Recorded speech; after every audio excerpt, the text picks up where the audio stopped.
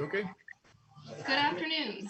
This is the regularly scheduled bi-monthly meeting of the Architectural Review Board. The Review Board is a city board appointed by City Council to serve on a volunteer basis. The board is charged by city law to review new construction and exterior changes within Mobile's historic districts.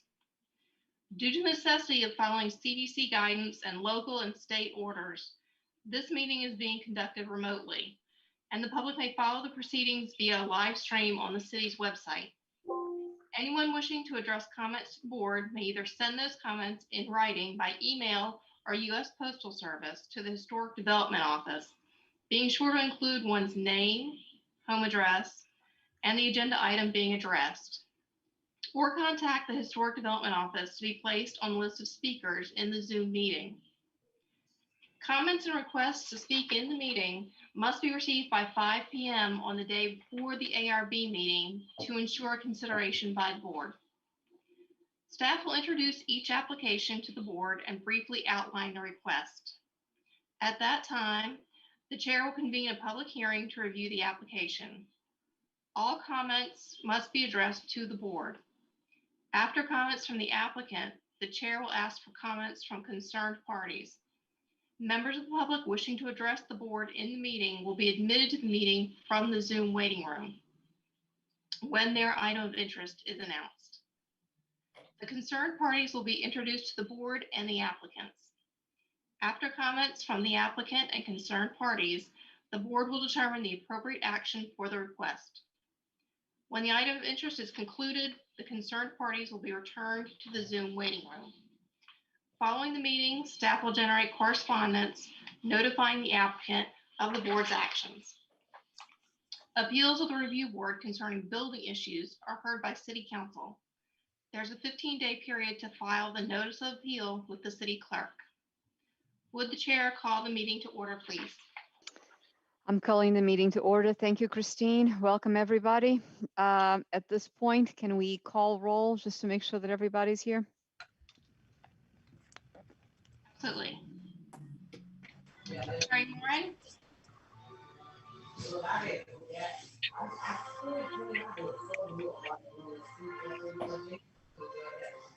Terry, are you here? Oh, you're here. I see you. I just couldn't hear you.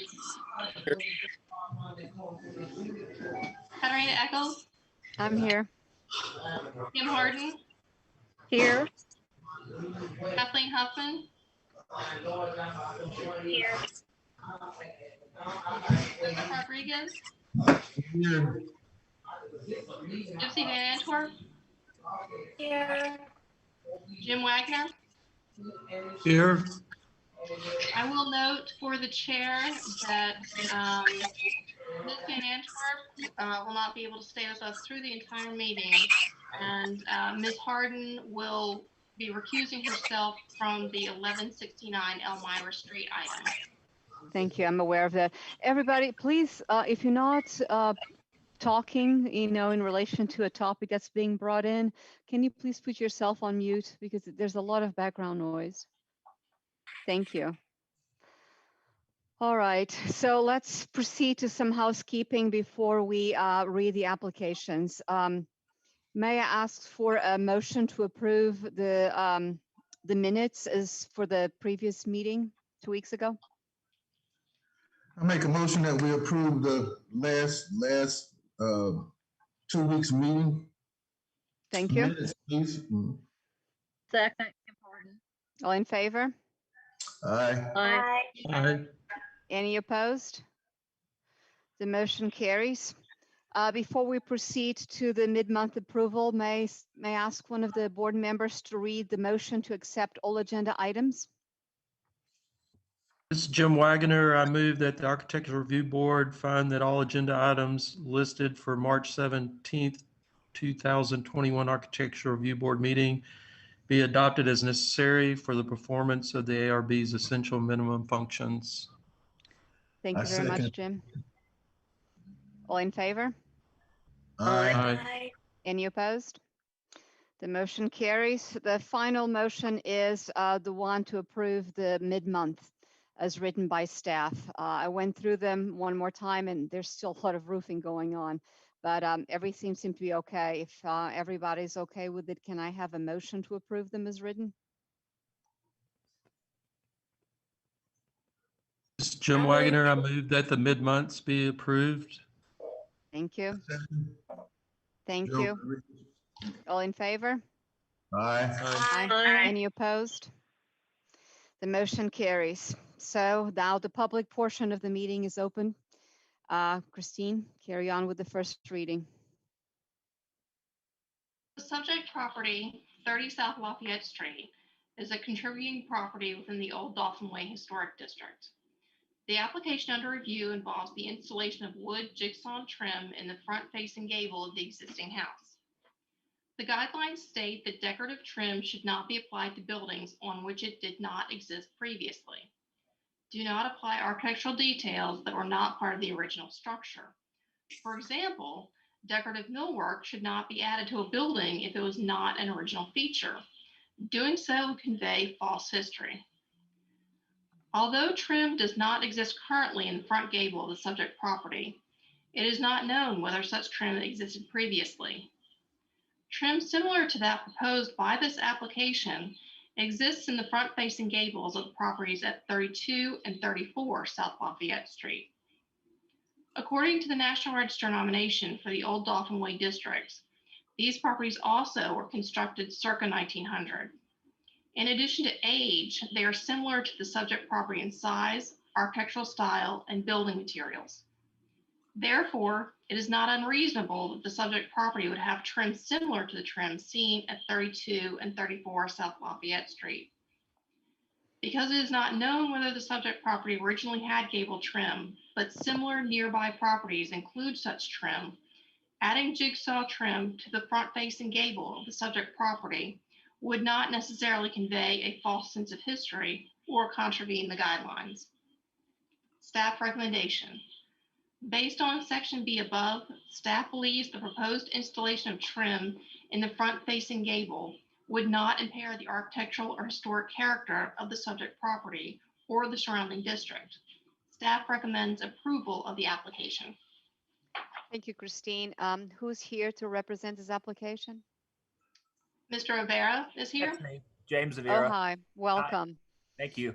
Is there anything else you want to add? Nope, that's pretty much it. Okay, well, I think we can proceed with the approval by the board members. Any discussion? My name is Joe Rodriguez. I only got 2 sheets with this. There weren't any pictures or drawings with the package. Was there anything but the 2 sheets that I see in the package? I didn't see anything else. There was the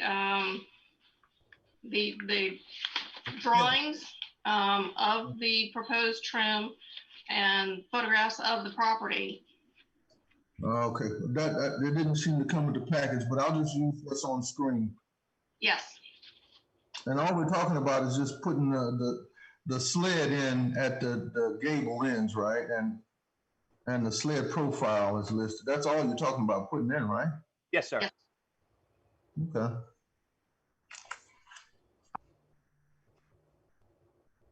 Do I have a motion to approve? I make a motion to accept it. It will enhance the area, and since it's not known what was there before, and it's similar to what's in the general area, I make a motion that we accept this appurtenance to be put on this roof. Thank you. Do I have a second? Don't we have to approve the facts first? Oh, that's right. I move we approve the facts as written, Mrs. Harden. A second. All in favor? Aye. Aye. Any opposition? Okay, it passes. Let's approve the COA then. I second the motion to approve it, the COA. Thank you. All in favor? Aye. Any opposed? The motion carries. Thank you very much. Thank you, guys. Bye-bye. Okay, we ready for the next one? 16S Julius Street.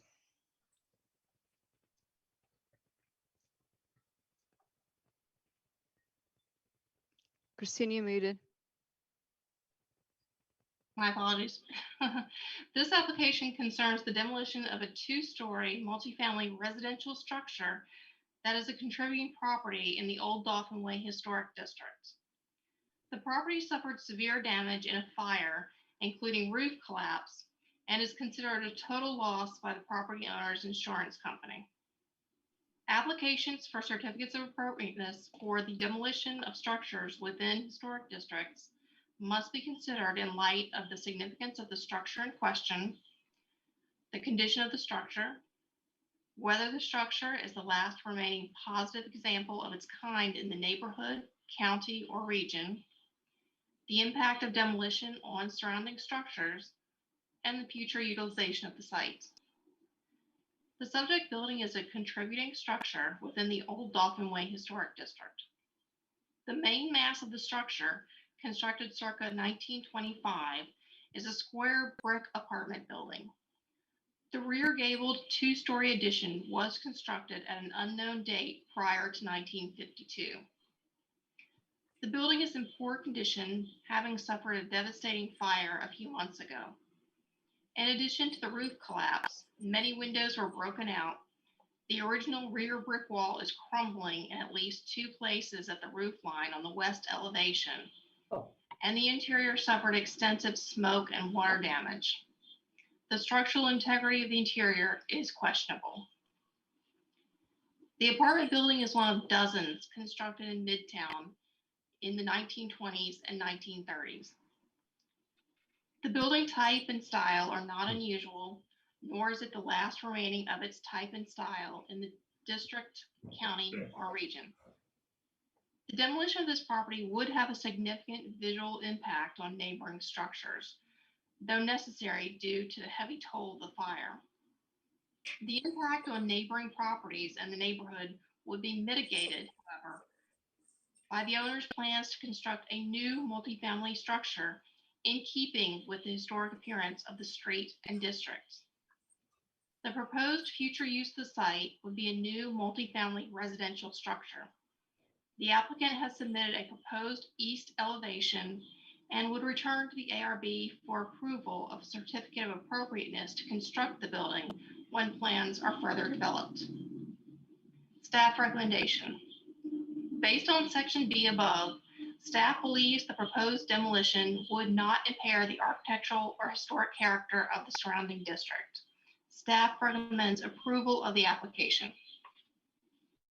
Thank you, Christine. Who is here representing this? I am Jerry Silverstein. I am here representing them. Thank you very much, Mr. Silverstein. Is there anything you'd like to add to Christine's narrative? No, ma'am, I think she did an excellent job. Thank you. Is there anybody else to talk about this change? This request for demolition, Christine? No, we received no written comments from the public, nor did anyone ask to speak in the meeting. Okay. Well, so I open it to the board. Any questions?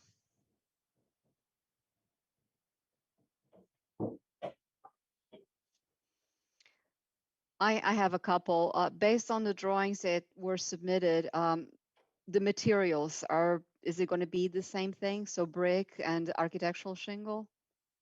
My discussion with Christine is we looked at the surrounding areas, and there's board and batten, and there's also lap siding. And Okay. go to lap siding to match into the neighborhood. But Okay. yes, an architectural type shingle, and we would conform to the historic commission's rules and regulations. I have a question then too. If you're going to talk about new, this is strictly, as I understand it, just to demolish what's there. This is not to make an approval on any new concepts, which was clearly stated, right? Correct. Okay, so we're strictly just talking about a demolition job. Correct. So you typically have to have drawings to show what's going to go in place or what's being demolished. And then that's in that context that I asked the questions. So you'll be working closely with Christine in regards of the materials to be used. Okay. Any other questions from the board? I have a question, Mr. Silverstein. What's the timeline that you plan to begin the new structure after this one is demolished? Hopefully very soon. We're working on plans as we speak. Wanted to get to this segment of the demolition first, and we have some sketches that are drawn and some floor plans. So we're about ready to go to finish the plans and meet with Christine to go over the materials that are required, such as those doors, the materials when doing the project to get the specs for the plan. So the building burned around the Christmas time, around the end of December, and we are moving as fast as we can to do that. So I would imagine we're probably 2 or 3 months away from beginning construction. Thank you.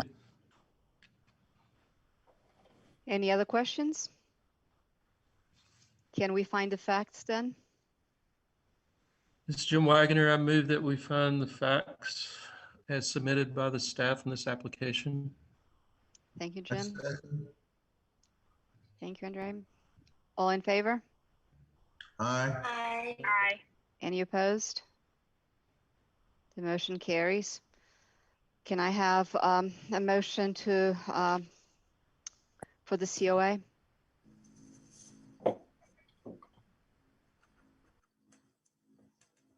Move that although the demolition of the structure will obviously impair the integrity of the structure due to extensive damage from the fire, that the application for demolition be approved and a COA be issued. Thank you, Jim. Thank you. All in favor? Aye. Any opposed? The motion carries. Congratulations, Mrs. Silverstein, and good luck in the next project. Thank you. You're welcome. All right, Christine, we can move on to the next one. This application concerns the demolition of a contributing property in the Oakley Garden Historic District.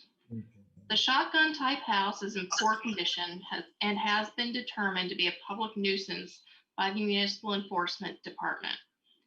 The property was brought to the attention of the Endangered Properties Committee of the Mobile Historic Development Commission in October 2020.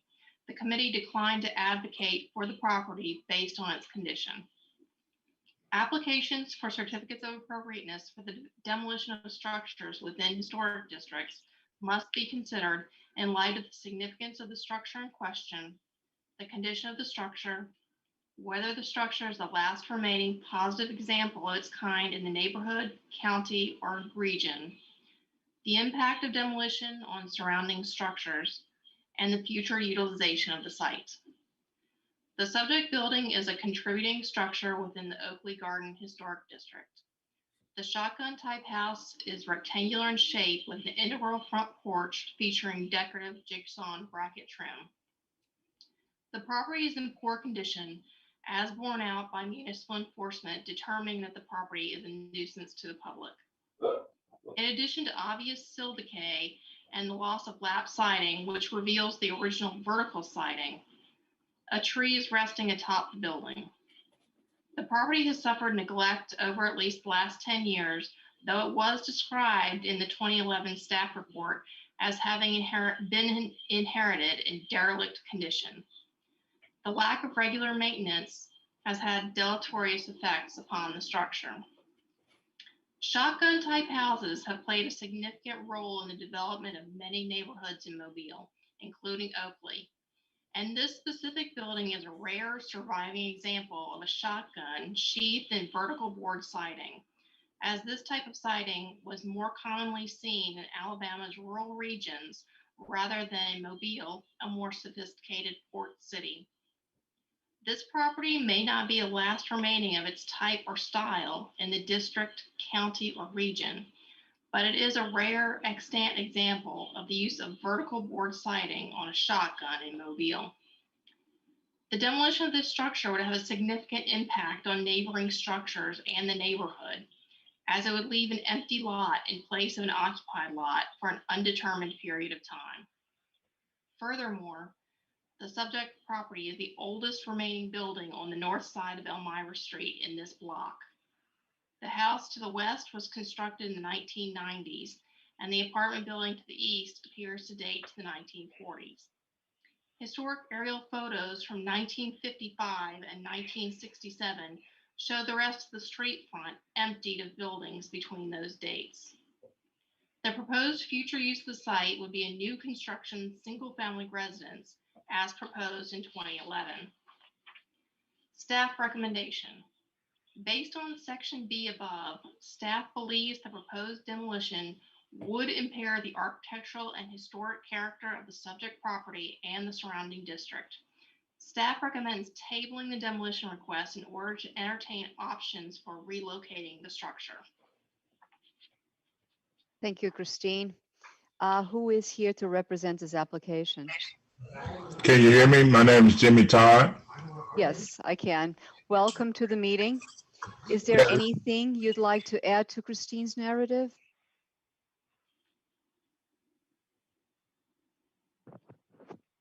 Hello, Mr. Todd. Is there anything that you'd like to add? You're muted. We secure the house, repaint it. We have a 2-year plan. We're trying to save it actually because we inherit the house through the family. So what we're trying to do is save it on a 2-year plan. I plan to retire from my job in 2 years. And the plan all along was to redo the house, bring the house back to original form. But again, we have to go down and reboard it, repaint it, and all these type of things, and cut the tree off of it so we can do that. So we're at this point, we don't want to demo it. We tried to get home, but they won't give us. So am I understanding this correctly? You don't want to demolish it anymore? No, we do not want to demolish it. We've been dealing with this for quite a while. We actually went after grants and all that kind of stuff to try to, to get in front of it, loans or whatever, over the past 5 years, but unsuccessful, been able to do it. So that's why we tried to do a plan after I retired from my job to go ahead and redo it because we plan to live in it or have our daughter in it or something. That's very commendable. Thank you. Christine, so if that's the case, why are we?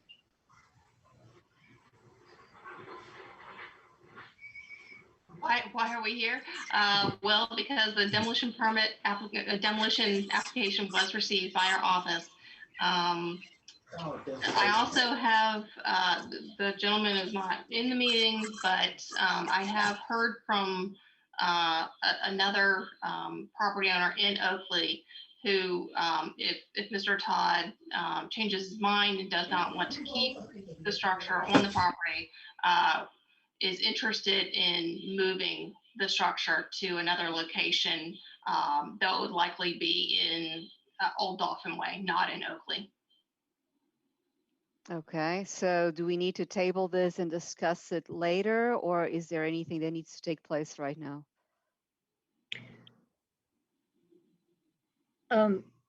This is Kim Harden.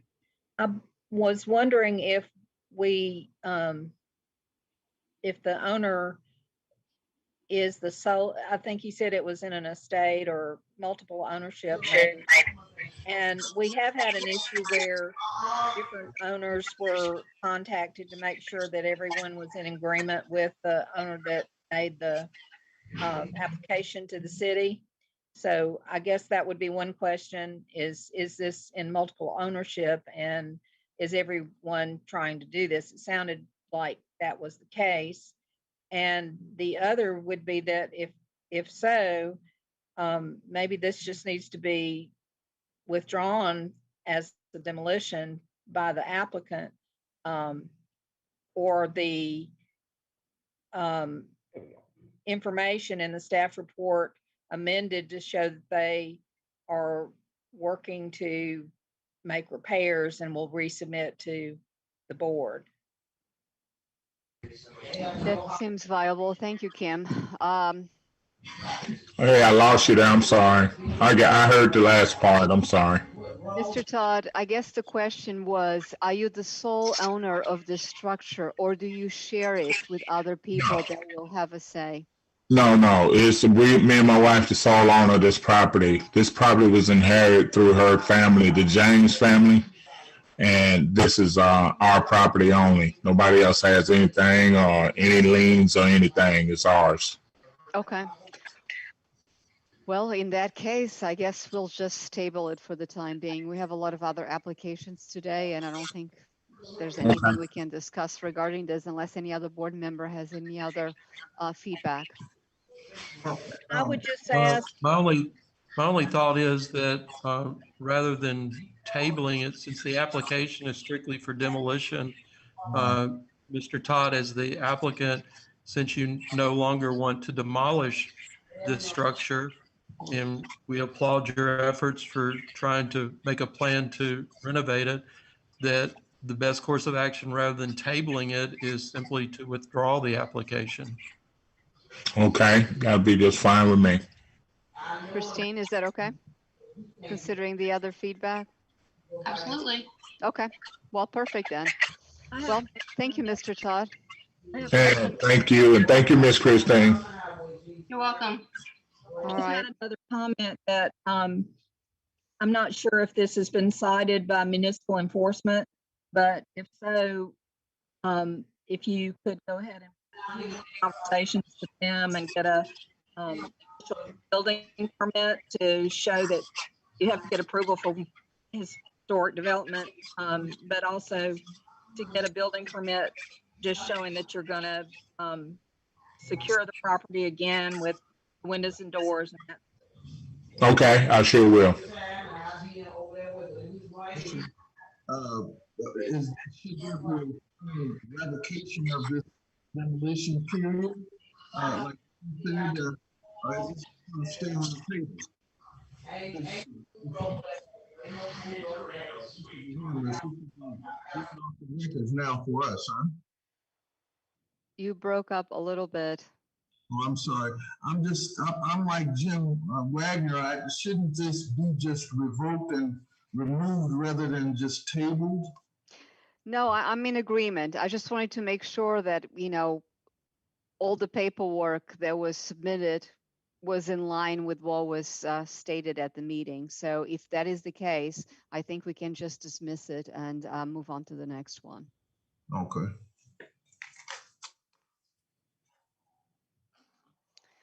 All right. Do we have to do any sort of statement? Yes, Gypsy, was it?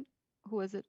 Yeah, I'm gonna have to sign out in about 2 seconds. Okay, no, I understand. I know you could only be here for a little bit, and I hope you're feeling better as well. Oh, I am. Thank you. Bye. All right. See you next time. Bye-bye. Do we have to make any statement or anything, Christine, regarding this, or we just kind of? No, the applicant withdrew his application. That's all. That's it. All right. All right. Goodbye, Mr. Todd, and congratulations on keeping your property. He does have a lot of potential, and good luck on the rebuilding. Thank you.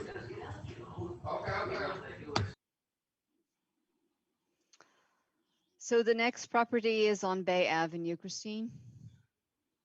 Yes. The subject property, 1173 Elmira Street, is a vacant lot within the Oakley Garden Historic District. The application under review involves moving the house currently located at 902 Bay Avenue to 1173 Elmira Street and adding 2 bathrooms, 1 bedroom, and a rear porch. The structure to be moved is a contributing property in the Oakdale National Register Historic District. Because the house will be removed from its original site, and the end result for Oakdale and Bay Avenue is identical to a demolition. When demolition is considered, the guidelines direct, consider the future utilization of the site, and consider whether the building is part of an ensemble of historic buildings that create a neighborhood. Despite Bay Avenue having experienced a high rate of building loss and disinvestment, the house currently is located in close proximity to other contributing resources within Oakdale. 901 Bay, located directly across the street, and 904 and 906 Bay, located adjacent to the west, are extant. The applicant indicated in a phone conversation that the landowner likely would sell the property at 902 Bay Avenue when I-10 is expanded at some unknown date in the future. Because the project would be a federal undertaking potentially affecting a National Register district, the Section 106 review process would be triggered. The removal of the building would result in an empty lot, which eventually could endanger Bay Avenue's inclusion in the Oakdale National Register district, and with an aggregate of structural loss, even lead to the delisting of Oakdale altogether. Regarding the proposed new location for the house at 1173 Elmira Street, the guidelines state, consider whether or not a structure will be located within the same district and in a similar context. Relocation may be more appropriate when the receiving site is in the district. Relocated buildings shall be placed in situations that do not impair the architecture or the historic character of the surrounding buildings and district. The application proposes to move the structure to a different district. However, the architectural context would be similar to the one from which the building would come. That is, smaller frame single-family residences dating to the turn of the 20th century. The relocated building would blend well with the existing buildings on this stretch of Elmira Street. However, the submitted site plan shows it would be located approximately 25 feet south of the Elmira Street right-of-way, whereas the house currently resides approximately 9 feet north of Bay Avenue right-of-way.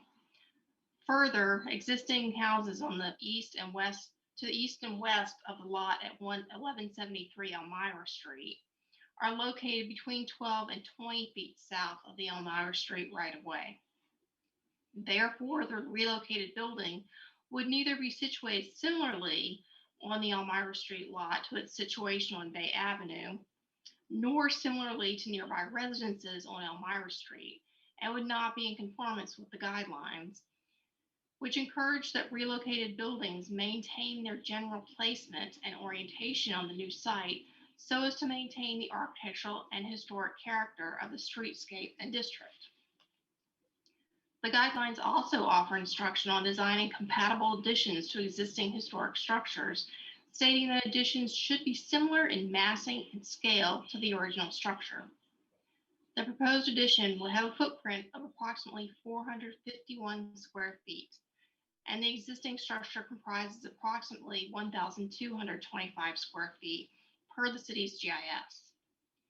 The mass of the addition, therefore, will be approximately 1/3 of the existing house. Regarding scale, the guidelines state, where possible, match the foundation and floor heights of an addition to those of the historic building. The foundation and floor heights of the proposed addition would match those of the existing structure. The exterior walls of additions should be compatible in scale and rhythm with the existing structure, but they also should be clearly distinguishable. The exterior walls of the addition would have a similar rhythm of solids and voids as the existing structure, and the junction between the original house and the later addition would be apparent through the replacement of the missing corner board at the southwest corner of the building and the setback of the east elevation of the addition from the east elevation of the existing house, as prescribed by the guidelines. These exterior wall materials also will be compatible with the existing structure in conformance with the guidelines, as they will be sheathed in wood lap to match the existing. The proposed rear addition would be rear gabled and as such almost appear to be an extension of the existing front gabled roof. The guidelines encourage the use of roofs on additions that are compatible with existing roofs in shape, pitch, level of complexity, covering, and details.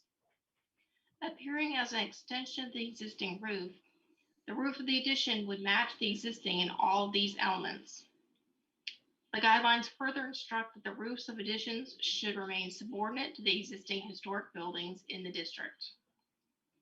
The roof of the proposed addition will be slightly lower than the existing front gabled roof of the house, thus reading as a subordinate addition.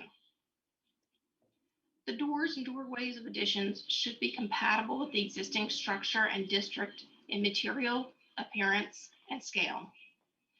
The two exterior doors in the proposed addition will be salvaged from structures of similar age and style. Therefore, the proposed doors would be compatible with the existing building and the district. Regarding foundations under additions, the guidelines state that they should be compatible with those of the existing structure by matching its material and height. The brick foundation piers of the addition would match the existing brick pier foundation and the new foundation upon which the relocated structure would be placed. The guidelines state that the windows of additions should be in character with the original historic building in regard to size and spacing. The windows of the proposed addition would be regularly spaced, as are those of the existing building, and would match the existing in size, material, light pattern, and height in the wall. Per the guidelines, new rear porches should be compatible with the existing historic residential structure in scale, proportion, and character, including columns, corner brackets, railings, pickets, and materials. The foundation height of a porch addition should match that of the existing historic structure. The proposed rear porch would be compatible in scale with the existing house and proposed addition, as it would appear tucked into a rear corner of the house. The columns, railings, and pickets will be compatible in style with the existing front porch, but would not upstage it in elaboration. And the proposed materials are those that would have been used historically. The guidelines further instruct that a porch addition roof line should be compatible with the existing historic structure, but need not match exactly that of the existing historic building. The proposed rear porch would have a shed roof extending from the rear gabled roof of the addition. Shed roofs were commonly used historically for porches. Staff recommendation. Based on section B above, staff believes the proposed removal of the house from Bay Avenue to Elmira Street would impair the architectural and historic character of the Oakdale National Register District, but would not impair the architectural or historic character of the Oakley Garden National Register Historic District. However, if the house at 902 is not moved to another location, it will be demolished without review or comment from the Architectural Review Board because it is not in a locally designated district. Staff believes the proposed addition to the structure would not impair the architectural or historic character of the subject building or surrounding district. Staff recommends approval of the application. Thank you, Christine. That was very thorough, and this is a 2 point sort of discussion that we have to have. Who's representing this application today? I am. Hello, Curly. Thanks for Hello, being Craig. present. How are you? That was quite Fine. a review for a little house. Is there anything you'd like to add? Do you have any disagreements with anything that was mentioned? The only thing I was going to mention, I discussed this with Christine, is the reason I set the house back the 25 feet is the lot is it's narrow, and because this house has wings on either side, there was no room to get a driveway in really. So that's why I pulled it back, just to get so we could have a driveway and at least provide whoever ends up owning it a place to park off the street. So that's the reason for that. And the lot you can see is very deep, narrow. So that I just wanted to clarify that. Thank you.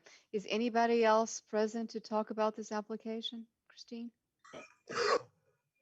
No, they're Okay. not, and we did not receive any comments from the public. All right, thank you. Well, so I'll open it to the board. Any comments? Douglas, I have a question. This is Kim. Do you know the setback requirement on that west side? I think you're showing what, 5'8"? I can't read it. Yes, it's 5'8". Is that the setback requirement on that side? Yes, because that matches setbacks on the rest of some other houses on the street, so. Right. I know there's some others along there that are closer to the property line than that. So Well, then if you get any closer than 5 feet, then you get into fire code issues and rated walls, which we would rather avoid.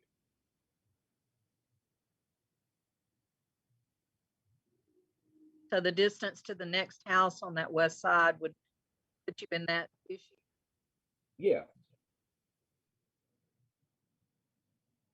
I'm not quite sure, I mean, we could match the distance if it was 2 feet to the house to the next door, but we don't want to do that because then I'd have to end up, well, it's kind of hard to rate an existing wall and so we'd have to rip it down. So that's why I set it back 5'8", which would take into the account the 5 foot distance that's required by the code.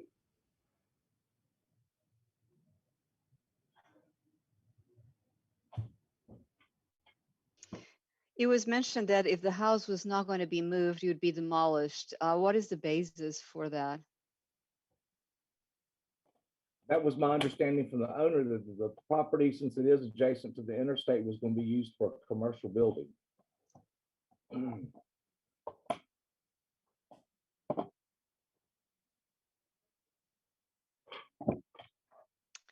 Any other questions? Well, I'll move to finding the facts. Do I have a motion? I move to find the facts as written. This is Kim Harden. Thank you, Kim. Second? I second to this, Joe Rodriguez. Thank you, Joe. All in favor? Aye. Aye. Any opposed? Aye. Motion carries. Do we have a statement regarding the issuing of a COA?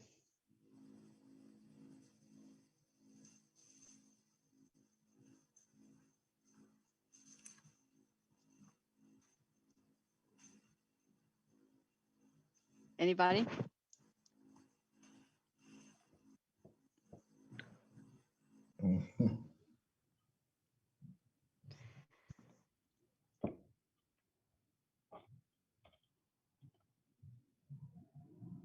I move that the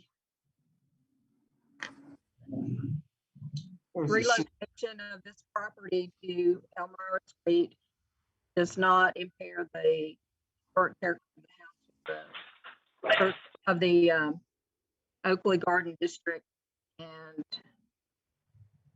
and recommend a COA. Please let's note in that statement as well that there was a pending demolition of the structure had it remain in the Oakdale district. So even though its removal will impair that district, the fact that it was being demolished makes it a moot point. I think that needs to be stated. Okay, that's great. Thank you. I Thank think you. just for clarification, am I correct that Oakdale is not actually a district? And We don't that, have anything to say about Oakdale. So. I'm sorry? That was my understanding, that we Yeah. really don't have anything to say about Oakdale. And for instance, if the building was on a flatbed and showed up, we'd just be ruling on whether or not it was appropriate where they were locating it. Right, Jim, That's my Oakdale is a National Register Historic District, but it is not one of the 7 districts that are locally designated and therefore under the jurisdiction of the ARB. Great. Thanks for that clarification. So we really don't have a dog in the hunt regarding Oakdale at this point, unfortunately. So I think Kim's motion is appropriate that she's making to that it would not impair Oakley District. That's all I was just needing some clarification on. Was that a second though too? Because it's a motion on the floor, right? Yes. Well, I second it if it isn't. All in favor? Aye. Any opposed? The motion carries. All right. Thank you once again, everyone. Bye, Douglas. Bye-bye.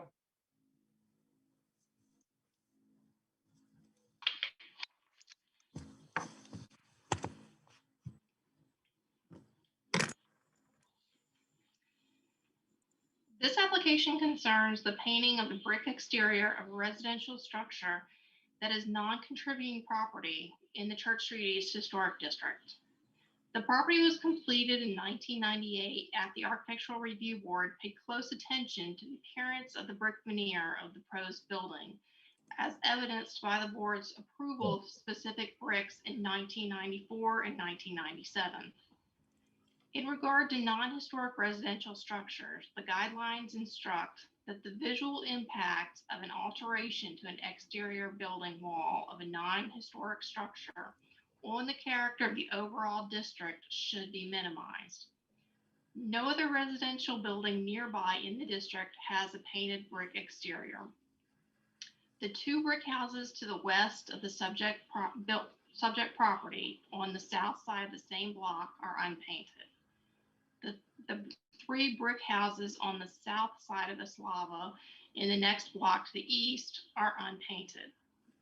The 6 brick houses on the block south of the subject property, located on the east and west sides of Cedar Street, are unpainted.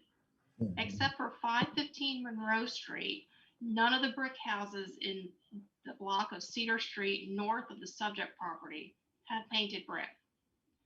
The house at 515 Monroe Street at the northeast corner of Monroe and Cedar Streets also is a non-historic house, and its painting was approved by the ARB in 1996. However, there is no record in the NHDC vertical files of specific attention being given to the appearance of the brick veneer of this house, as was paid to the brick veneer of 551 Slava Street prior to the issuance of certificates of appropriateness. Therefore, painting the brick exterior of the subject property would be out of character with the existing brick structures in the vicinity and would have a significant visual impact, as it would obscure a building material specifically approved by the ARB. The MHDC record regarding this property makes clear the care that the ARB took in the review of the property's new construction to ensure that its visual character, including the unpainted brick, would be in keeping with the district. Painting the exterior brick of the subject property would not be a compatible treatment and would not be in conformance with the guidelines. Staff recommendation. Based on section B above, staff believes the proposed painting of the brick exterior of the residence would impair the architectural or historic character of the surrounding district. Staff recommends denial of the application. Thank you, Christine. Who is on the conference call representing this application? Hey, good afternoon, everyone. I'm Ryan. Hi, Ryan. Welcome. Is there anything you'd like to add or any objections you have to Christine's statement? No, our thoughts was just that by painting it white, it may give it a more classic look. I know it's not the traditional brick. I mean, the house is only 20 something years old, so it's not, like she said, a true historic home. But my wife and I have been back and forth on whether we wanted to paint the brick or not in recent week or so, and then finding out that the brick went through specific approval back in the 90s. That was something I just discovered, of course, with the report. But then did give Christine, I got neighborhood support, I think about 12 signatures by the realtor who sold the house, Julie Martin, who lives in Church Street East. She went around to neighbors and got support for painting, thinking they all agreed that it would improve the look or not be detrimental in any way. So that's about all I have to offer for that. Thank you. Is anybody else on the call to speak about the application? No, no one signed up to speak in the meeting, and the only public comment we received was the signature page that was forwarded to the board yesterday from the neighbors. Yeah, we saw that. Are there any comments from the board? I just wanted to, this is Arden. I just wanted to reinforce the fact that we don't typically recommend painting of brick, whether it's historic or new, because of a number of factors. But one, from a architectural and maintenance standpoint, the upkeep where it could easily peel, and then you're painting again, and then you're painting again. It's not as long term a material, and I don't know, since it is new, it probably would not be affected by the envelope of the house being sealed more than brick is sealed and causing moisture issues inside. But if you do put a coating on some masonry structures, it seals it up, and the building can no longer breathe. So you end up with mold issues or peeling paint inside and things like that. But that's usually an older structure. So I just want to make that comment. Just be sure that all those aspects have been considered. Thank you, Kim. That is also something that I would stand by. I think that brick, masonry surface, when it's chosen and utilized, is because of being masonry. Once you paint it, you kind of deny that purpose. And in particular, this one, it was chosen specifically, and you can see the character that it has to be in keeping with the neighborhood. And I think that if everybody starts painting their houses, it just completely changes the way they're supposed to look like. And it's in perfect condition. And coming from a house that's stucco and we have to paint it every other year, I'm telling you, it is not something you want to do. The climate here is just so difficult. And anytime you paint a surface, you're going to have a lot of problems. So independently of whether or not you've got your signatures, it's just problematic. Any other comments?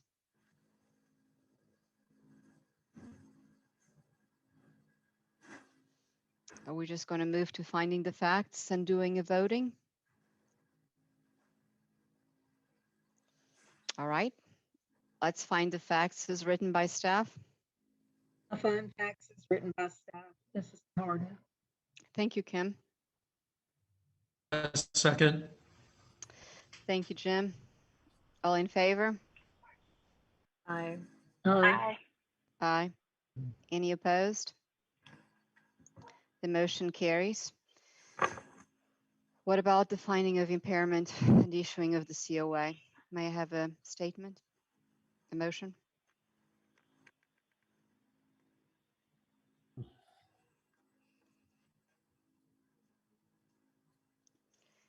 I'll move that the application is submitted, and because of the particular input regarding the selection of brick when the structure was, when the home was built, constructed, the ARB's recommendations for the brick specifically, therefore I move that the application impairs the integrity of the neighborhood and that the COA be denied. Thank you, Jim. Thank you, Joe. All in favor? Aye. Aye. Aye. Any opposed? I'm afraid that the house will remain the way that it is. Okay. It's understanding. Like I said, we were back and forth anyway. So Thank you for coming and discussing this with us, and best of luck. It is a beautiful brick color. You're going to enjoy it, truly. all right. Well, thank y'all for your time. Thank you. Well, Christine, do we have a final one? There's a lot of applications today. Yeah, Christine, can y'all hear me? Yes, John. Christine had asked me to do this one, 1752 government. This is in Old Dolphin Way.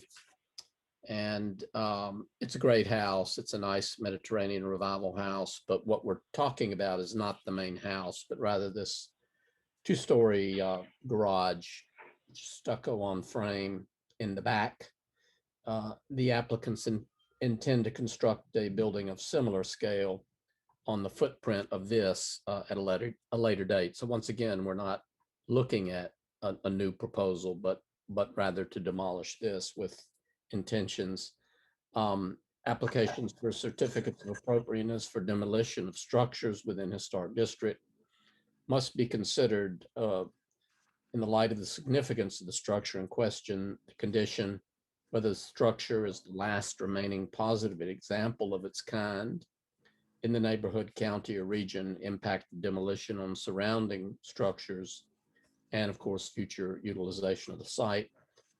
Subject building is non-contributing structure behind the contributing main house, both situated within the Old Dolphin Way Historic District.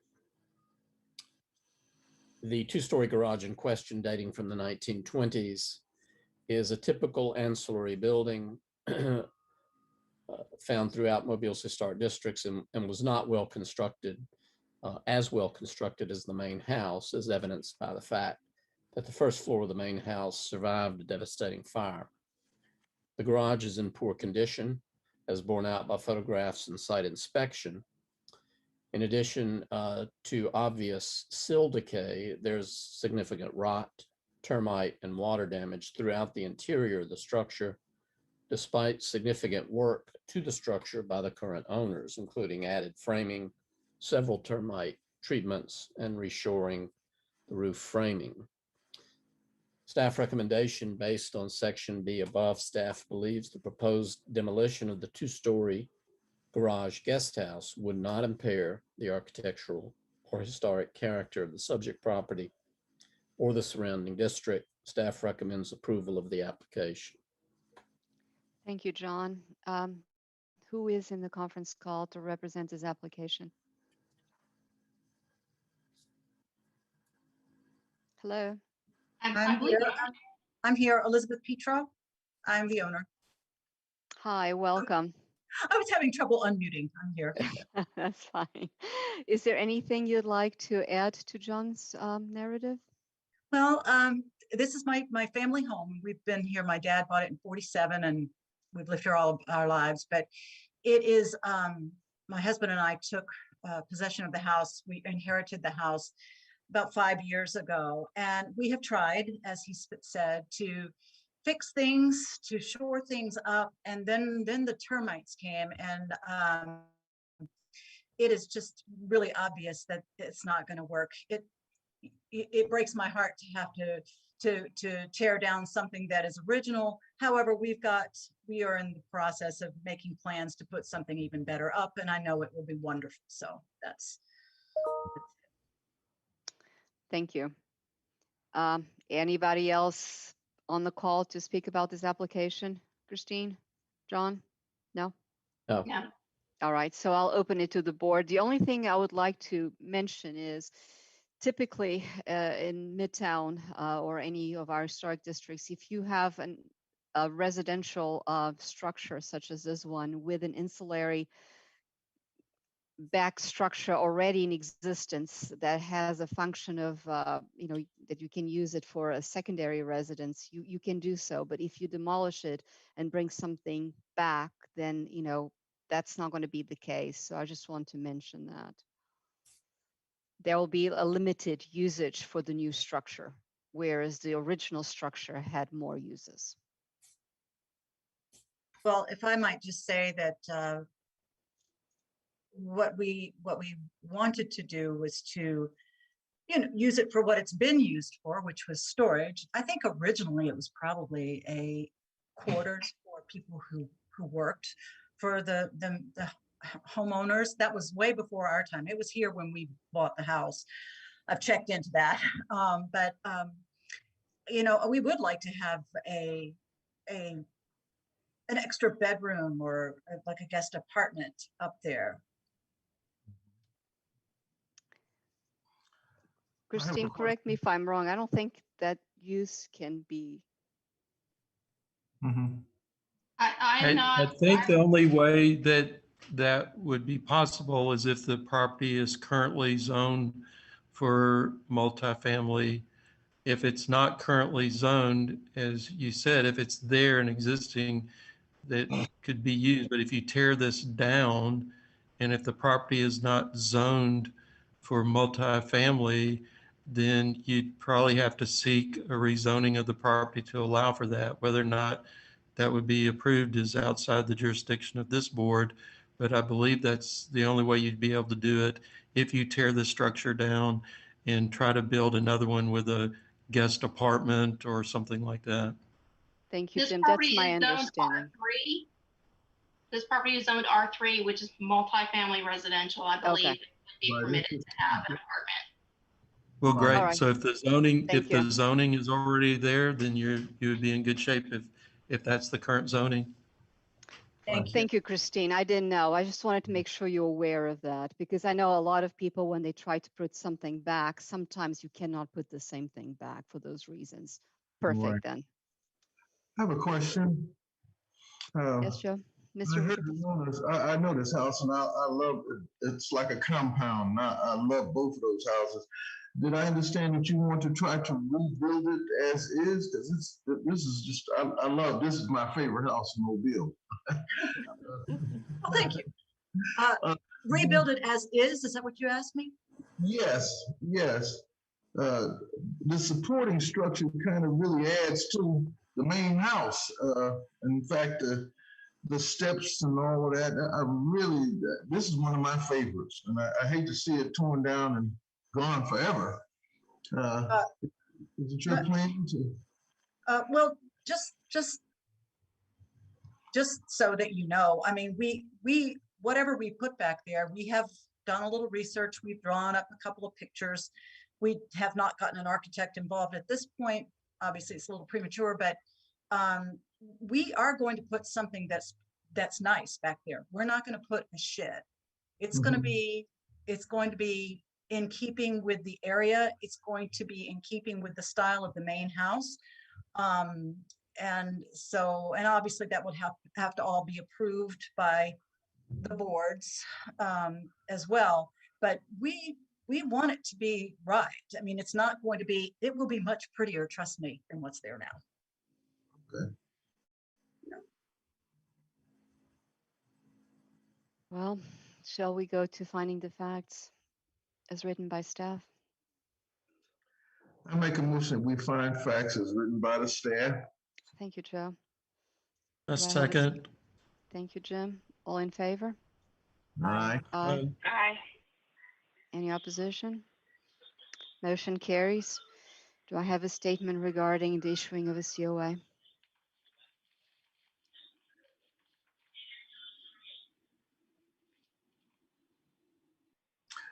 This is Joe. I'll make a motion that we send a statement COA on this property. Thank you, Joe. Do I have a second? A second. Thank you, Kim. All in favor? Aye. Aye. Any opposed? The motion carries. Congratulations, Ms. Petro, and good luck.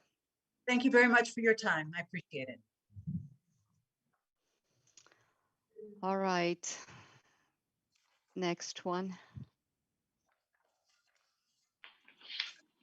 Dolphin Street.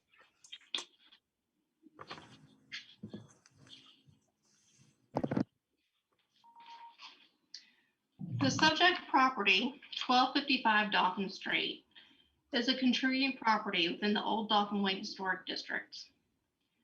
The application involves the construction of a pavilion with a footprint of approximately 48 feet by 32 feet, construction of a two-tiered amphitheater, and construction of connecting sidewalks. The guidelines instruct that accessory structures should be designed to be subordinate in scale to that of the primary structure. The primary structure on this property is the administration building, a purpose-built church building, which has a footprint of approximately 11,500 square feet per the city's GIS, and is located approximately 135 feet east-southeast of the proposed pavilion location.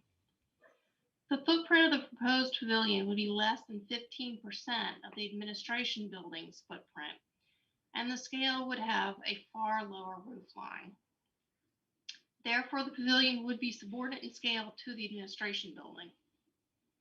The guidelines suggest that if an accessory building is larger in size than typical historic accessory structures in the district is proposed, the mass of the proposed structure should be broken up into smaller modules to reflect traditional accessory structures. However, there are no typical historic outdoor classroom pavilions in the vicinity, so it's difficult to compare this type of accessory structure to others in the district.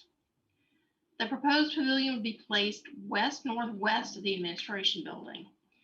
This reflects a location beside the administration building rather than behind it.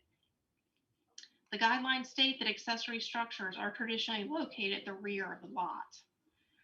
Further, the proposed location would interrupt the view shed between South Ann Street and the administration building. However, given the lightweight and airy nature of the proposed pavilion, the visual effect would be minimal. The primary exposed materials of the pavilion would be metal, masonry, or stone, and laminated wood. Per the guidelines, masonry and wood are acceptable traditional materials for accessory structures, but metal is not considered acceptable. As noted above, the guidelines offer no guidance on amphitheaters or similar structures.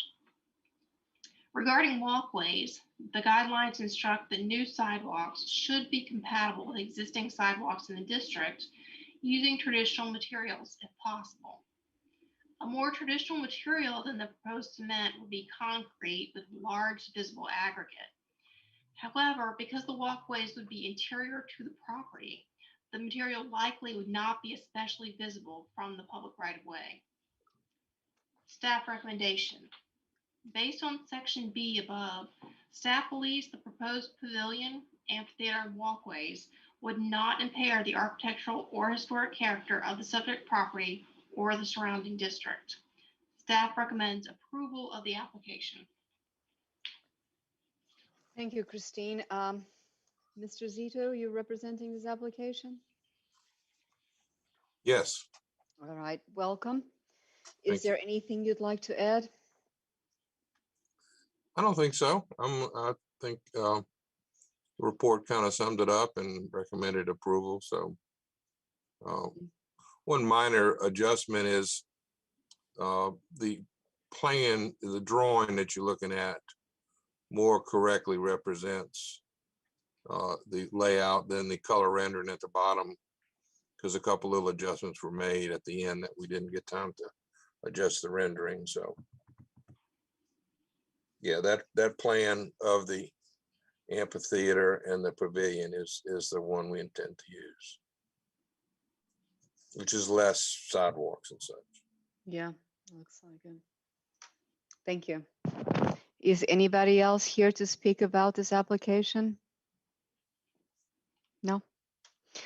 All right, so I'll open it to the board. Are there any questions from the board? Katerina, I have a question about Sure. the pavilion. Mr. Zito, is there anything existing on site that is that you're mimicking with that roof, that choice and roof of the pavilion? Are you communicating with anything else on the site? The main structure has the terracotta finish. Yeah, it's just the main previous church building has a sloped roof, and it has terracotta tiles, which we kind of couldn't really afford here, so we were going to do a terracotta metal roof. Okay, but the roof line, there's not any other pavilions that already have that existing? No, there's nothing like that on campus. Okay. Okay. Well, I would only like to say that I'm not that familiar with the site as much as I would like to be before I make a comment like this, but the roof line seems a little contemporary, whereas the site might be more postmodern, and I don't know if I'm not really that confident if we're supposed to weigh in on the style, but it just seems like it might not fit in appropriateness. So I just would like to say that out there. Thank you, Carrie. Any other comments? I think that the fact that the original terracotta or something similar to it is not being used, it also makes the more contemporary look of the roof a little bit even more so, and will probably make the whole structure look very out of character with the existing building. But I would again, say that's just my I opinion. could, sorry. Yes. And on top of that, I could see, the structure is a light structure, light, airy kind of pavilion, open air pavilion. So the roof material doesn't bother me as much as necessarily the roof line. And I'm saying this without actually looking on the campus to make this decision. So I may be in error if I walked out there and noticed, but I'm just, that's all I have to say. But again, these are just opinions, That's correct. take them as they are. Yeah, I'd like to point out, we explored a lot of different possibilities for shapes, and originally the term gazebo was used, but there's not a gazebo on site, so it's really, there is no other structure to compare it to, so that's why we kind of thought we'd do something different. Well, it's a handsome little pavilion for sure. My only concern is, does it fit in context? So I think the cutback of the roof is part of what makes it look more modern rather than a typical gable end structure. Any other comments? I'm just going to say it's been a number of years, but am I correct? The dorm rooms, the housing for the students was added, or was that a part of the original church campus when it was bought by the state? They were added at some point. And the reason I'm asking is there was obviously an attempt to have that structure be a little more in tune with the original church building there. I kind of had the same concerns about the look of the roof of the pavilion. I don't know. That's just my opinion. This being a relatively small structure, are there any clay tiles left from when the addition was done? It's a flat roof on the All the administration building, everything is a flat roof. Oh, okay. Only Again, the original church. The original church is he is able to I admin see. building, but that was only clay tile. Everything else is pretty much flat roofs. In other additions, you'll see in the next application, There is metal were to be flat roofs. I think there is metal panels on top of that entry to the administration building. All right. Well, if we don't have any more comments from the board, we can move on to finding of facts. I'd like to argue that before they can strike it. May I take a second here? I'm looking on Google Earth. I believe there's some metal roof on the administration building, the gable that faces Caroline Street. I'm on my other computer screen putting the Google man down on the street, and you'll see the same roof panel that's on the gable ends of the administration building entrance. Okay. It's near Caroline Street. So that's where we thought we could use another panel, and clay tiles on this small structure would look really overweighted, overscaled. All right. Thank you for the clarification. Well, let's move into the finding of facts. That's all metal roof right there too. Yeah. I move we find facts as written by staff. Thank you, Kim. I second. Thank you, Joe. All in favor? Aye. Aye. Any opposed? Aye. No. Did someone oppose it? I did, Carrie Moran. Okay. Thank you, Carrie. Let's move to the issuing of the COA.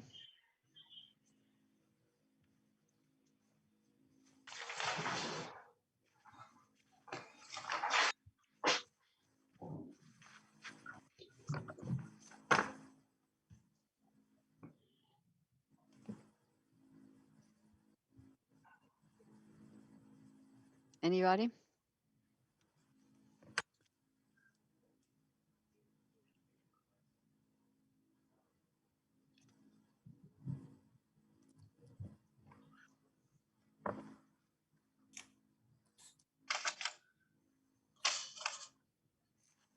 Will one of the board members please provide the, I make a motion to issue a COA on this project.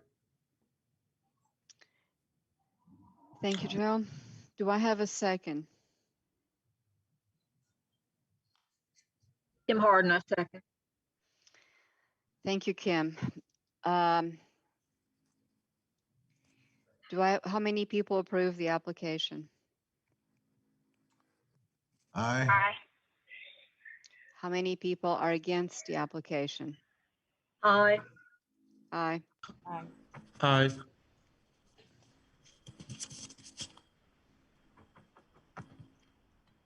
Were you able to determine who voted, Christine?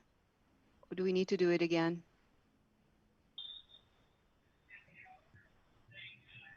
Christine, you Muted. there? You muted. I have I Kim, I Carrie, suggest, Jim, and Katerina opposing the COA. I think there was more than that. Let's vote again so it's clear. Who votes for the application? Joe votes. Joseph Rodriguez? Who else? Kathleen Huffman. Kathleen Huffman?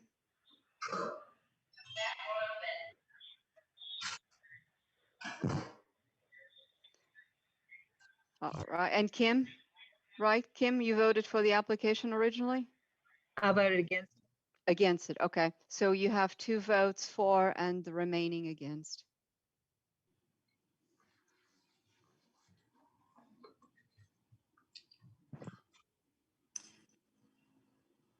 Katerina, this is Carrie. I'd like to reverse my original vote on the first where we were finding facts. I did not intend to decline finding facts. I would vote in favor of that.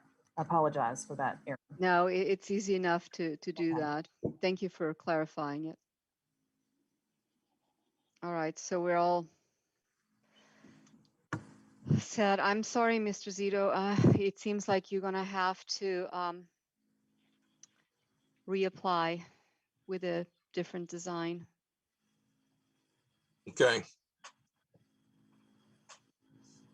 Thank you for coming.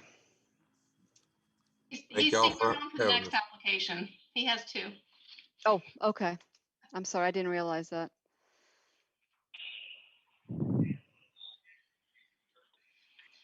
The subject property, 1201 Caroline Avenue, is located within the Old Dolphin Way Historic District. The application under review involves construction of a 2-story classroom building. Several items are taken into account for new construction institutional buildings, including orientation of the site, mass, scale, and the compatibility and differentiation of building components. With regard to orientation on the site, the proposed building would be set back from South Ann Street and Caroline Avenue by 25 feet. The guidelines recommend using the incorporation of a landscaped open space, public gathering area, and/or pedestrian entry element where such setbacks exist. The application incorporates landscaping along South Ann Street and Caroline Avenue, as well as a patio area near the entry porch tower in conformance with the guidelines. The proposed classroom building would be located in a residential neighborhood, and nearby residences on South George Avenue and South Ann Street range in height from 1 to 2 stories. The nearby Annunciation Greek Orthodox Church is 2 stories in height with a 3-story tower. The house directly south of the proposed classroom building is 1 1/2 stories in height, and 2 houses located directly across South Ann Street from the proposed classroom building are 1 1/2 stories tall. The guidelines instruct if the massing and scale of an institutional building is significantly larger than surrounding structures, set it back from the street to prevent a looming presence. Although 3 nearby residences on South Ann Street would be significantly shorter than the proposed building, the building would be set back from South Ann Street right of way by 25 feet. And the southern elevation of the proposed building would be located approximately 75 feet from the property to its south, thereby averting a looming presence. The main entry for the new building would face the parking lot along Caroline Avenue, rather than either Caroline Avenue or South Ann Street. Further, the rear elevation of the proposed building is along South Ann Street. The guidelines state that the primary entrance to an institutional building should be oriented toward the public streets. Therefore, the proposed main entry location would not be in conformance with the guidelines. The proposed building would be clad in brick veneer and stone materials to match the existing previously approved buildings on the ASMS campus. The guidelines state that a new institutional building should be compatible with the surrounding district, but also appropriately differentiated. The proposed wall and roofing materials are compatible with the surrounding districts, and the ARB has previously approved windows of alternative materials on the ASMS campus. The guidelines instruct that surface parking lots should be screened from the public right-of-way whenever possible. The submitted plan does not indicate any visual screening of the parking area. However, no landscape plan has been submitted as of this writing. Staff questions. 1, can the main entry door be reoriented to face Caroline Avenue?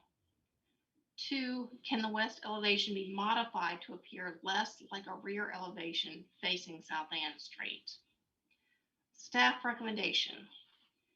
Based on section B above, staff believes the proposed new construction of a 2-story classroom building on the property would not impair the historic or architectural character of the surrounding district in concept. However, staff has concerns regarding the outward faces of the proposed building in relation to surrounding district and recommends the applicant consult with the design review committee of the ARB regarding the orientation of the main entry and the appearance of the west elevation as a rear elevation. I will note that a revised roof plan and western elevation received from the applicant were forwarded to the ARB this morning. And that elevation for the west does eliminate the downspouts that were previously shown on that elevation.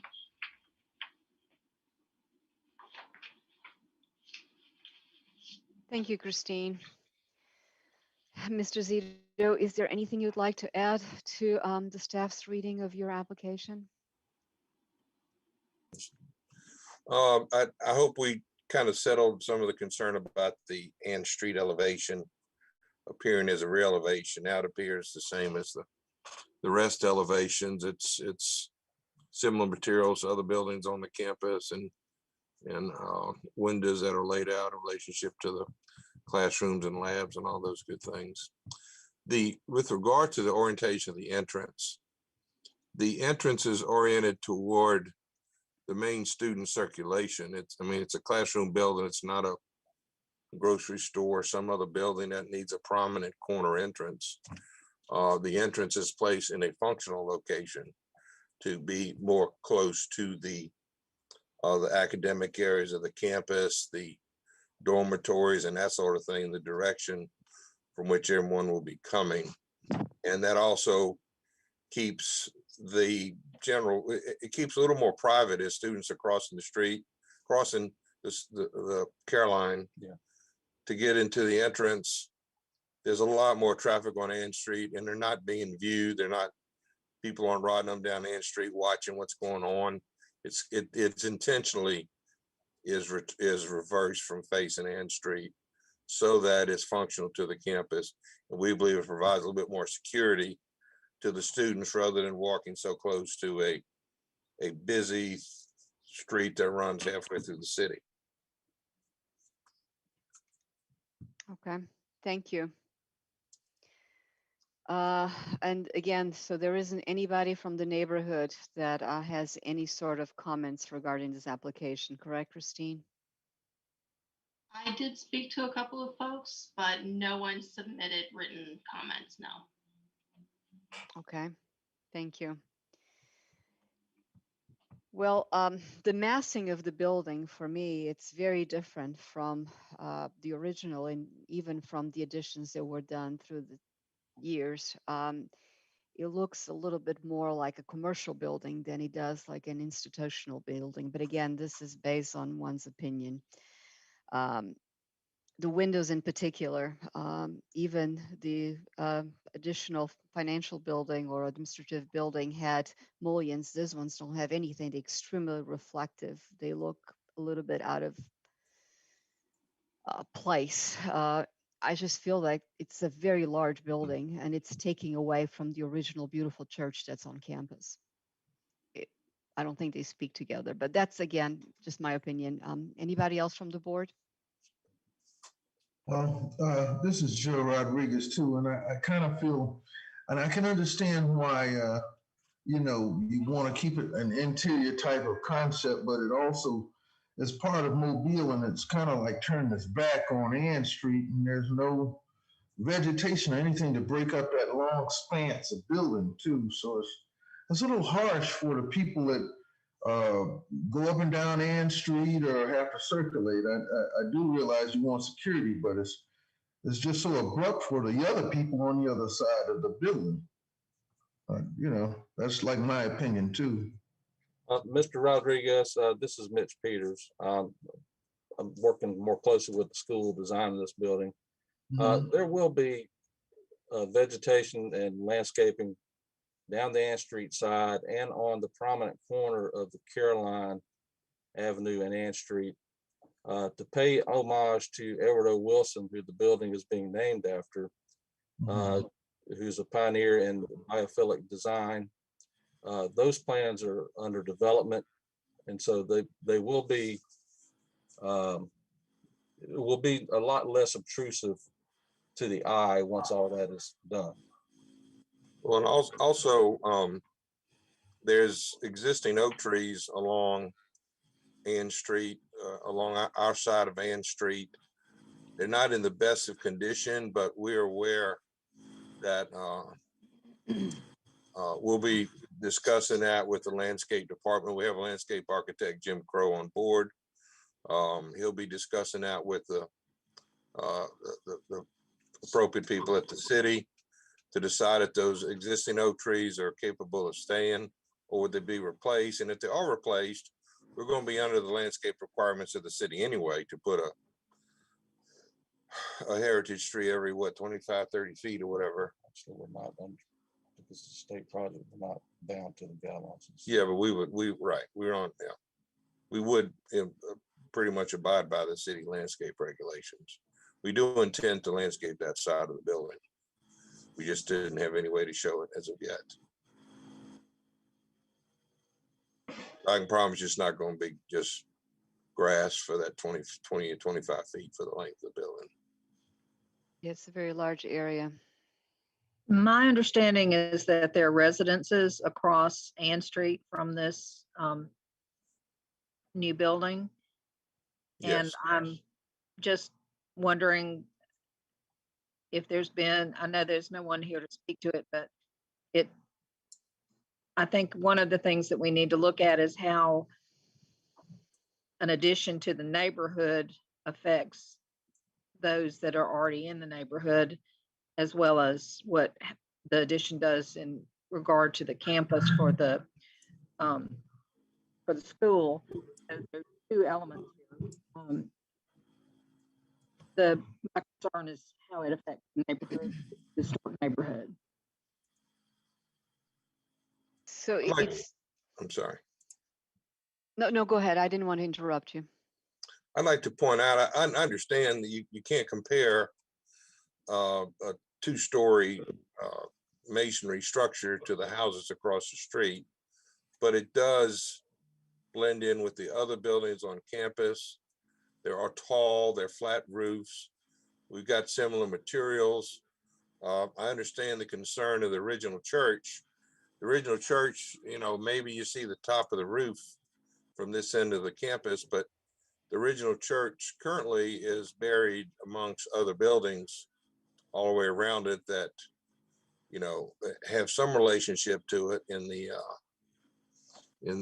some of the materials and so forth. But and in the previous administration built an addition there that faces Carol. I'm looking at a Google Earth image, so the face of the building that faces Caroline is a gable and the terracotta metal color roof, and that's kind of what we're trying to replicate on our side of the street for the new building.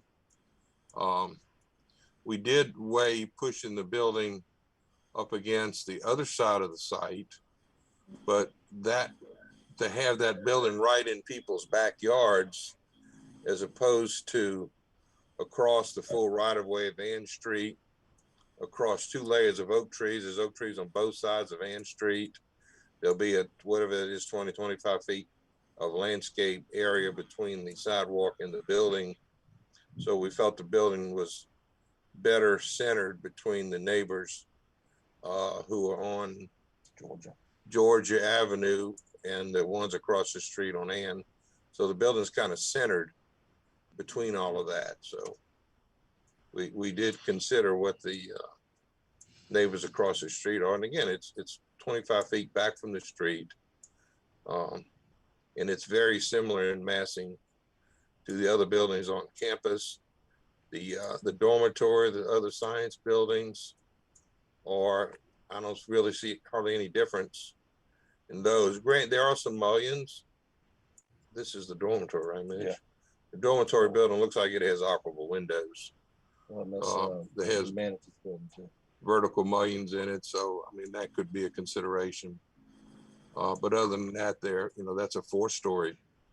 There's a four-story building, across the street. Several of them. So.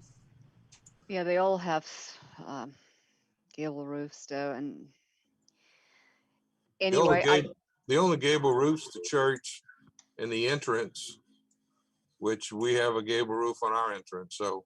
Well, but they are the elements. Yeah, the towering elements, the ones that are double and triple story, they all have that sort of shape. And then your new shape is square. It's just adding another level of change to the campus.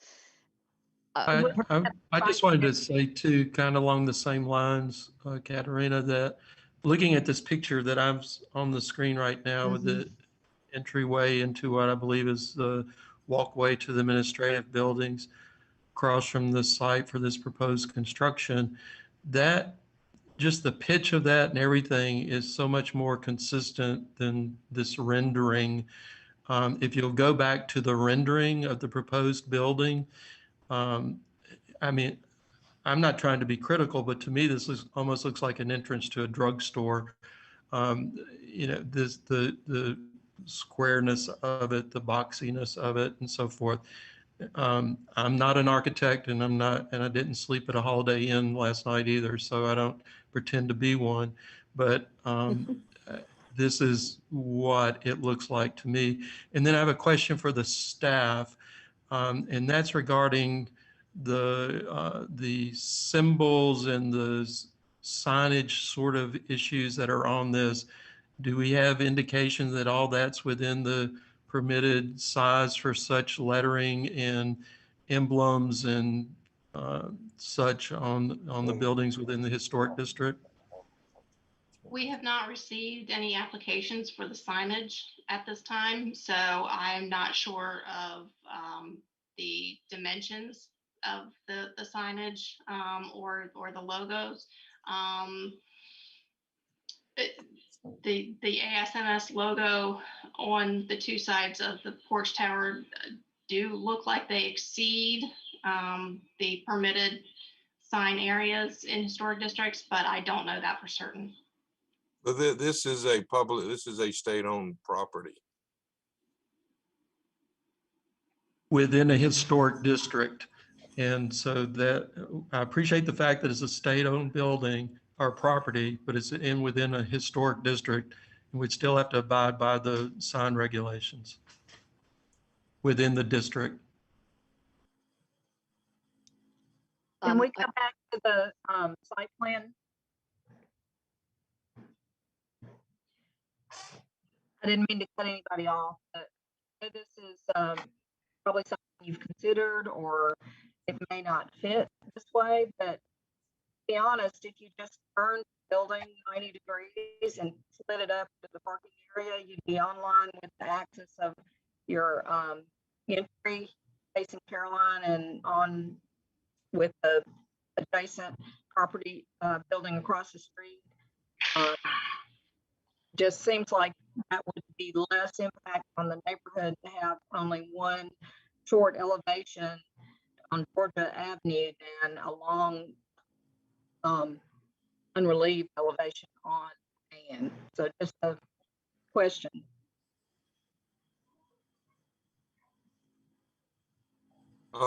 There's not enough land on that stretch of the property that on that east-west oriented section of the property. By the time you take the building setback, there's not enough land there. And Okay, the building looked like it fit. I understand what you're saying about the setbacks, but just a consideration.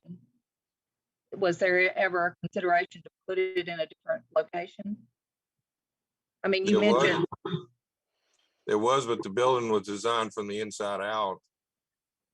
And within consideration of where we were trying to place it in this part of the site.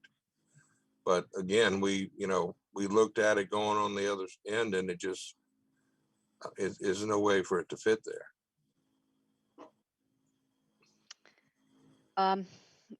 Christine, members of the board, I think it might be good to have a design review committee as proposed by staff.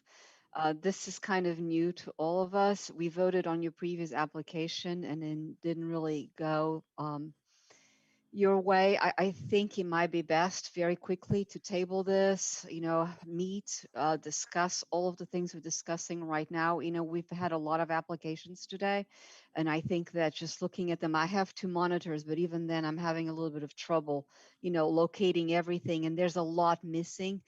Maybe if your landscape architect would be present as well to give us some opportunity to discuss the future of the landscape. Jim Crow does great work, so that would be perfect. But I do think that, instead of voting, that we need to have a discussion. Is anybody in agreement with me, or do you want to go ahead and vote today? I'm in agreement with you. I agree. Is that something that you're amenable to, Mr. Zito? Absolutely. Okay, and usually we don't take a long time doing things like this. We've just recently done it with the city. We're very conscientious of your time and hours as well. We just really want to make sure that this turns out to be something we're all proud of. And we just saw it for we've reviewed it recently, but the elevations that were just sent this morning and everything, it will be nice to be able to discuss this with you in more detail. All right, Christine, is this possible? Can we set it out and just try to do this as soon as possible, because I know time is of the essence? Yes. Okay. I'll send out some potential dates and times to the applicants and to board members who may be willing to serve on the design review committee. Thank you. All right, thank you for being here, and we'll be talking to you very soon. Okay, thank you very much. Thank you. All right. And we have one final application. Yeah. Christine also asked that I read this one. Can everybody hear me okay? Yes. Yeah, this is an Oakley Garden District, 1169 Elmira, contributing property. See its locale there. The application under review involves the demolition of an addition at the rear or south elevation of the residence. And the applicant plans to do emergency stabilization and later rehabilitate the house and reconstruct the addition. This application concerns demo the rear portion of the contributing residential building. When reviewing demolition applications, the board takes into account the following considerations: the architectural significance of the building and/or portion of the building, condition of the building, the impact the demolition will have on the streetscape, and the nature of any proposed redevelopment. With regards to the architectural significance of the building, this dwelling's construction is illustrative of the societal conditions, construction systems, and cultural expectations informing the late 19th, early 20th centuries. While the rear portion of the building proposed for demolition attests to the house's growth, it is not immediately visible from public view.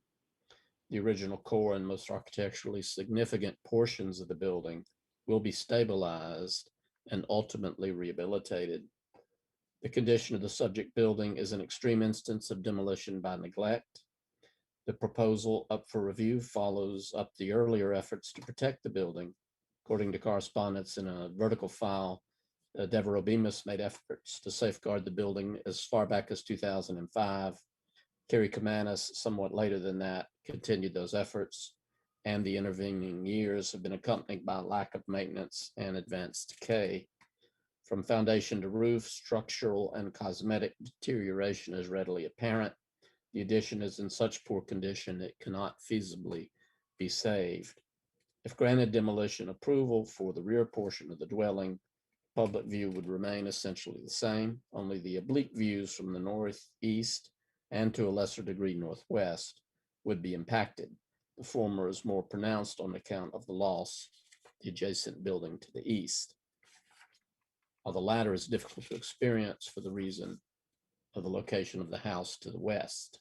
The demolition of the most deteriorated, least visible, and least architecturally significant portion of the building will help prepare the structure for rehabilitation and restoration.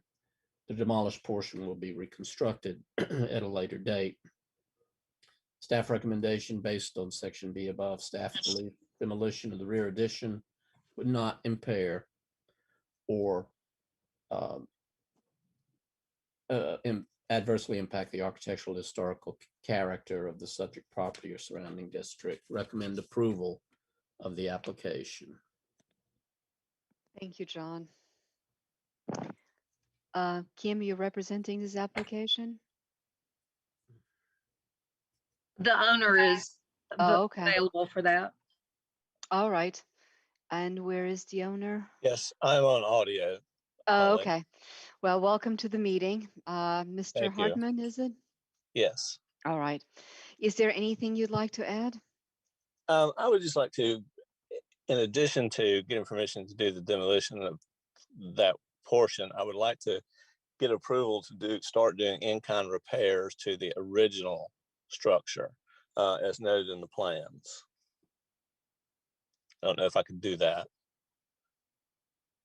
Can those be added, Christine, to the application? I don't see any problem if we're doing in-kind repairs, but they would have to go through you as a staff approval, right?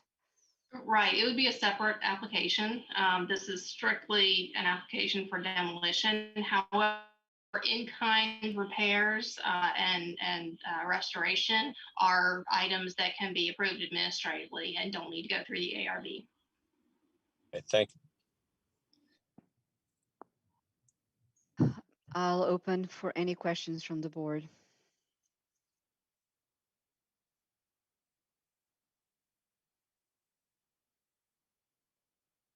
Katerina, this is Carrie Morin. I just have a comment. I think it's it appears to be a very respectful little addition to this building, so I don't have any conflict with it. All right, thank you. Mm-hmm. I feel likewise. I think it's amazing that you are bringing back something that was for a lot of people completely deteriorated beyond what it could be done. But you can see that a lot of the original hardwoods are still in place and they can be moved around and reused throughout the house. So actually, you might be able to salvage from the demolition of the small structure in the back some materials to be used throughout, and that's always beneficial. As far as I'm concerned, I move on to finding facts as written by staff. I move we find the facts as submitted by staff. Thank you, Jim. Do I have a second?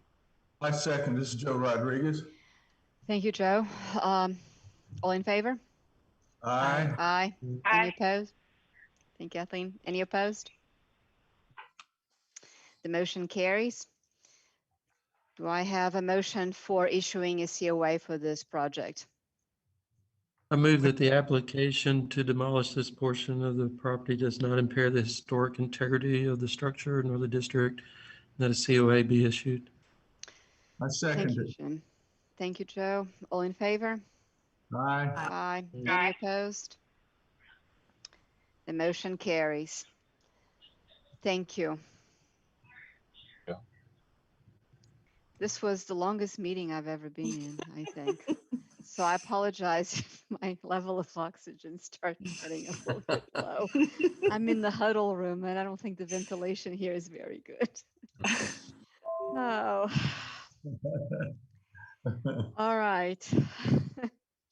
Anything else? Any other business to discuss today, Christine, John, members of the board? Thank you for your selfless service. I like your companion there in the back in the red dress. She's very That's quiet. what I was saying. Do you recognize Melissa? She resided on our front porch during Mardi Gras. Oh, she was not by herself. She had some companionship at the time. All right. Well, is anybody right now interested in being on that design review board, or do you want to follow up later with Christine for the project that? I'll throw in my hat if. Thank you. Anybody else? I'll be part of it as well, but we should have a third person. So let's see if anybody else is interested. I think this is a very important project. I mean, they're doing a lot of things on that campus, and I don't know where they're getting their inspiration from. If I may interject, and I don't have a vote or any of that, but as an architectural historian, I would just say a building named after E.O. Wilson really should be a distinguished addition to the campus and the city. I think that's wonderful they're doing that, and I would think they would really want that to be distinguished. All right. So in that vein, probably it would be best if we meet with you shortly to know a little bit more about who the gentleman was and some of the. It would be nice to be more informed. You know, typically when we do architecture, we need to understand, you know, what's going on, and I'm completely out of. I agree. So Yeah. I think it would be nice if we could meet with you, get an idea of what would be architecturally appropriate, and then move on with that information on hand. Oh, I don't think I could offer any insight there. I just think that given his stature, world stature really as a prominent scientist from Mobile, it should be a distinguished building. But he said something about biophilic, you know, something. He was a lot into Well, E.O. Wilson was fire ants. Yeah, he invented sociobiology as a field of study, and ants were a major interest of his in the Delta, and he's remained interested in this area and has been a champion for its natural resources and history. So John, is that why the mural was recently completed for him in downtown Mobile? Yes, and he's still alive, quite up in the years, many important books, but I think that they're naming a building for him that's really super and terrific. I would just think they would want it to be a really outstanding contribution.